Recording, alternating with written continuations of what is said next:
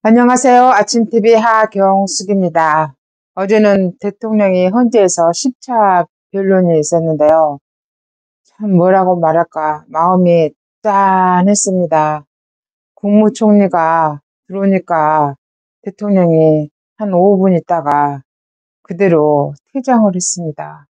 대통령이 그것도 나이 드신 국무총리가 대통령 때문에 제대로 말을 못할까 봐 배려를 해준 것 같았습니다. 한덕수 총리에 대해서 이러쿵저러쿵 말이 많긴 하나 저는 평생을 관료로 산 한덕수 총리였기에 자기가 말할 수 있는 최선이었다고 생각합니다. 그런 말도 있잖아요. 예산을 다 깎아서 법무부 직원이 공원 화장실을 이용하고 이렇게 처참하고 참담한 그런 상황에까지 이르는 거를 계속 얘기를 했잖아요. 그러니까 계엄령을 선포할 수밖에 없었다. 총리가 본 나라와 대통령이 본 나라는 굉장히 다른 겁니다. 대통령이 쓸 수 있는 고유 권한인 계엄령을 가지고 이 난리를 치면서 내란으로 몰면서 지금 3달째 이러고 있는데요. 지금 우리나라의 내란 세력은 야당입니다.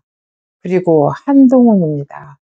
한동훈과 야당이 결탁을 해서 이 난리를 친 겁니다. 어제 홍장원이는 그 사람이 정상적인 사람이라고 생각이 듭니까? 저는 홍장원이를 보면은 저게 공작을 계속 하다가 미쳐버렸나 그런 생각까지 들었습니다. 미치지 않고서야 어떻게 저런 짓을 하지? 국정원의 2인자라고 하잖아요. 그런 자가 어떻게 저렇게 거짓말을 밥 먹듯이 합니까? 그것도 재판관 앞에서, 대통령 앞에서, 전 국민 앞에서. 저는 그걸 보면서 저게 공작을 계속 하더니 미쳐버렸나 보다. 능력도 별로 없었다고 하더니 정말로 꼴에 꼴값한다. 이런 생각이 들었습니다. 어제는 정말 홍장원이 충격이었습니다. 그동안 자기가 처음에 쓴 메모지를 보좌관한테 쓰라고 하고 찢어버렸다고 그랬거든요.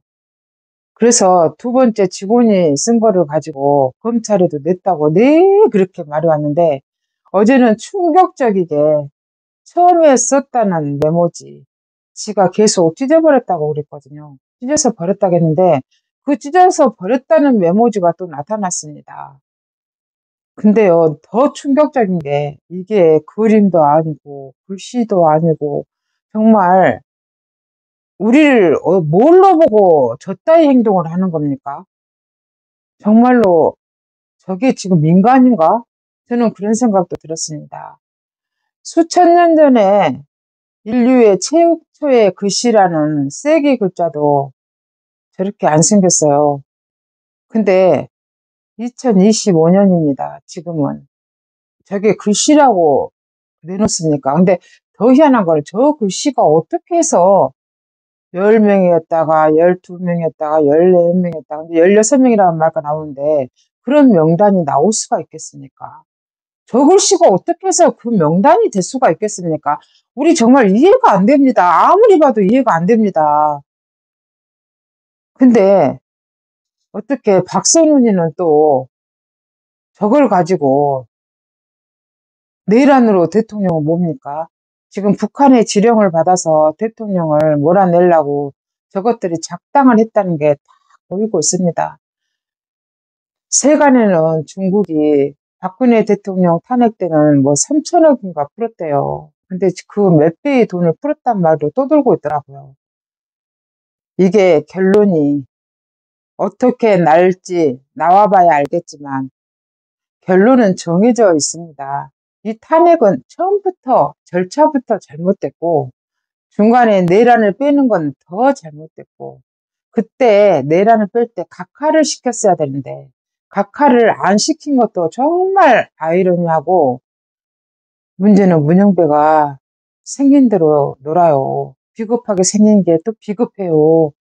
전번에 지가 하도 몰리고 집 앞에까지 시위를 하고 난리치니까 A4 용지 떠들면서 이거 제가 한 건지 압니까? TF팀에서 적어준 대로 저는 읽기만 해요. 그러더니 또 헌재 요원들이 아이고 우리는 소장이 시킨 대로 했지 뭐 우리한테 뒤집어 씌우냐고 또 난리치고 결론은 그 연구원들도 문영배가 뽑았고 그 연구원들은 문영배가 시킨 대로 초안을 딱 잡아주면 문영배가 체크를 해가지고 이거는 빼 이건 넣어 해가지고 다시 해갖고 와 이렇게 해서 작성된다는 거 아닙니까? 지금 헌법재판소도 국민들을 상대로 사기를 치고 국정원 1차장이었다는 인간도 사기치고 국회의원들도 사기치고 전 국민들을 정말로 개돼지로 보고 있는 겁니다. 그렇지 않고서야 설명할 길이 없습니다. 지금까지 진실을 알려드리는 아침TV 하경숙이었습니다.